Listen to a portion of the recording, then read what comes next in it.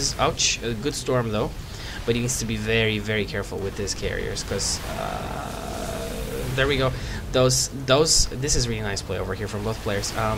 Trying to taunt him in here and then storming and another good storm over there. But he's losing a lot of carriers, but these Vikings are really weak right now. Thing is, he's trying to taunt them into getting his Vikings closer so that he can storm. And let's see, that extractor went down, I mean a simulator, and he's not taking the rocks down over there yet. But Socke's main army is over here, and yep, more carriers on the way.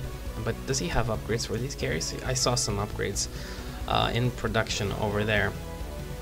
Yep, he has 2 level upgrades. Yeah, air weapons level 2 upgraded. So here we have some Helions being dropped again, and this is really hard to follow because the macro game is huge and it's really hard to follow everything that's happening. So there we go, and he's moving back again. It's so annoying to fight against sieged up tanks and Thors and stuff like that. Now, I want to say something about Thors and carriers. I've actually had a game where Thors managed to, with the splash damage, if you have like more than 4 Thors or so, and they all attack, they will kill off like 10 interceptors at the same time because of the splash damage. It is huge, and interceptors will really die really fast. Now this Nexus is gonna go down. Yep. Oh goody there. Oh, taking 2 Vikings down. They're all so weak. And there we go. The carriers are moving in, but so are the Marines, and gotta be careful with the carriers. There's a lot of Vikings, there's a lot of Thors, there's a lot of everything really, and you can see these expansions just side by side. I mean, Shakur's Plateau is really one of those interesting maps. When you get to macro up, you don't know what's gonna happen, and so far both players just trying to keep their side of the map. And did he cancel this? Yes, there was an expansion going up there. It got cancelled because of the positioning. He's just, I don't know exactly what he's doing. There's 2 tanks over here. He needs to move his carriers around, and these tanks are actually naked over here. If you could get his carriers in there, that would do like huge damage. And he's gotta be careful. Gotta be very careful now with the carriers over here. Got a storm, good storms over there, taking a lot of Vikings down, and some more storms over here, and the charge lots going in. The splash damage from the tanks dealing a lot of damage to the Thors, and a bunch of Thors going down. Marines are coming in again. He needs to be very careful with his carriers. Losing 1 carrier there, another one being close to down, another one goes down, and that's really not so good. And there we have, oh, and these are, oh, look at this. The damage from the Archons is so sick. Level 3 upgrades for the weapons over there, and nice play from Socke. But Socke lost this expansion here because of the tanks, I suppose. I'm not exactly sure what happened, but he needs to re-expand because the Terran player is having bases up everywhere. And this is mined out. This is almost mined out. He needs to get more Nexus up soon. But I think Socke is really just going to try and go for it. See some vulnerability in the Terran's play, and he's going to try doing as much damage as he can with the help of these carriers. Now, I really like the fact that he got carriers. I mean, like I said before, I haven't seen carriers at all in high-end level play. I've seen it not in the games I've cast, at least. I've seen it 1 or 2 games, replays I've watched, I mean, but that's it. And it's really a shame. It's like tier 3 unit for Protoss. It's the flagship for the Protoss fleet, and you don't really get to see any of them. And be careful with this stuff, and blah. He has to be really careful with these carriers. 2 volleys from all these Vikings are going to kill off carriers, and they have the huge range. Carriers have a pretty good range as well, but their movement speed sucks, so if you get them in a bad spot, they're pretty much done for. Now, seems like Socke is long-range mining and is setting up a Nexus right here. I think it's the best location indeed, but the thing is, there's all these planetary fortresses up, and you can't really do anything about them. Not really much happening. Turn ship weapons level 2, so he's upgrading his Vikings, and so Servy's getting Viking upgrades, and good storm over there. A lot of weakened Vikings here, but he needs to be really careful with this. And nice storms. Very nice storms. Carriers need to be very careful with these carriers, but he's just going for it right now. It's just a few Vikings, and seems like he's doing a lot of damage. Whoa, whoa, whoa, whoa, whoa, whoa, whoa, careful, another Viking. And these tanks are getting taken out. A lot of tanks dying over there, like 5 tanks, and all the Vikings as well. Now these carriers are looking pretty menacing, so there we go. Carriers are not really such a bad unit as people say they are. And I don't know how many times Socke is gonna be attacking this base. This is such a great game. I mean, how many times have expansions been built and then taken down? I have no idea. And another storm. Come on, storm! No storm, no mana or no Templar. Not exactly sure what happened over there. He's morphing everything into Archons, and these Immortals are so great. I mean, look at that. Those tanks only doing 10 damage to them as long as the shields are up. And a lot of tanks being taken out over there, like almost all tanks, and Thor goes down as well. And wow, Socke is really doing so much damage with these carriers. He really controlled them so well, and this Colossus is just like being left over there saying like, hey tank, I'm out of range. Oops, my bad. So, hey tank, I'm out of range, you can't shoot me. Aha, now he can shoot me. He's out of range, he's out of sight range, not attack range. And let's see what's going on over here.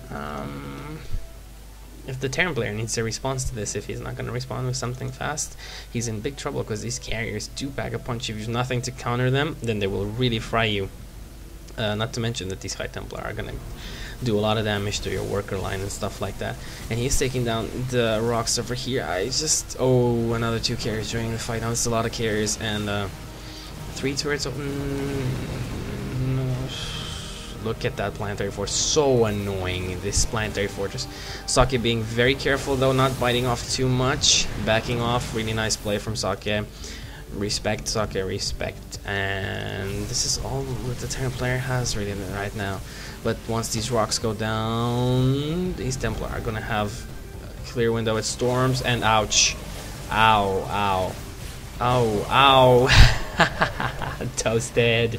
And SCVs are still repairing, and he's got to be careful with the Vikings though, but that's pretty much everything the Terran player does have, and Socke is handling this so well. I mean, such wonderful unit control over here. Ghost going down as well, putting some tanks in front, trying to absorb some damage, but there's nothing really he can do. And there we go, GG from Servy. Really nice game. What a game, what a long game. My neck hurts. Oh, hold on. This is like one of those games that,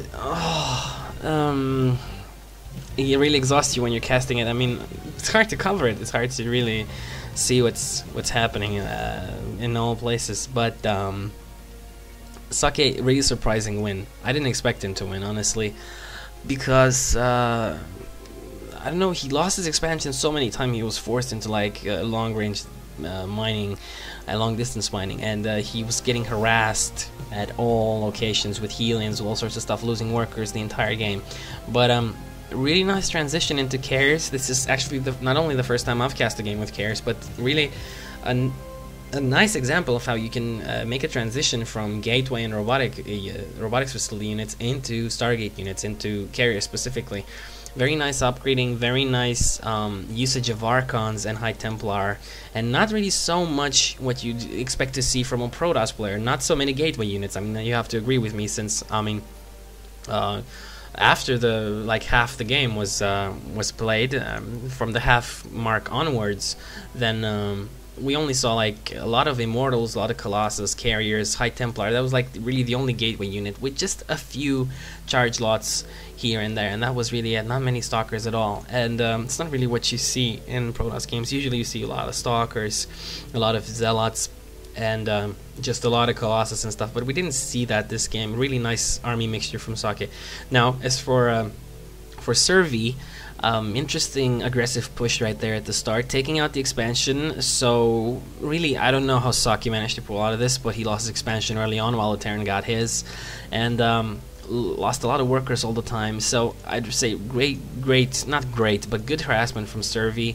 Good unit counters to what Socke was doing, but Socke just has this wonderful unit control and map awareness that beats me. I don't know how he did it. Terran player got seriously just a lot of resources, and I don't know.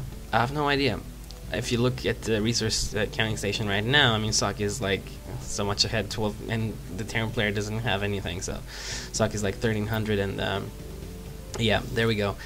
But the thing is, the Terran player I think the only thing he could really do right now towards the end to counter this was just go for like complete Thors. I mean, no tanks at all, no more tanks, just mass Thor and Viking. It's like the only thing you can do. Thors are really good against all these units, against Archons, against High Templar, against carriers, against Colossus, against everything. If you get like a lot of Thors, for instance, if you had those Vikings, like 10 Vikings, and the rest Thors, just Thors, he'd do great. The carriers would go down really fast, and the Colossus would get obliterated by the Vikings. I mean, both the carriers and the Colossus by the Vikings, and the Thors and the splash damage, just huge.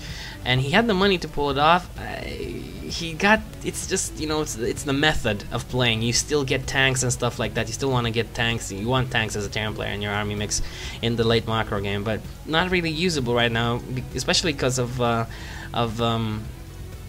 splash damage. I mean, the splash damage from the tanks, they just damage themselves so much in the Marines and stuff like that. But anyway, really good game, and there's another game of them coming up right now, so I'm gonna go cast that one as well. So I'll see you guys there.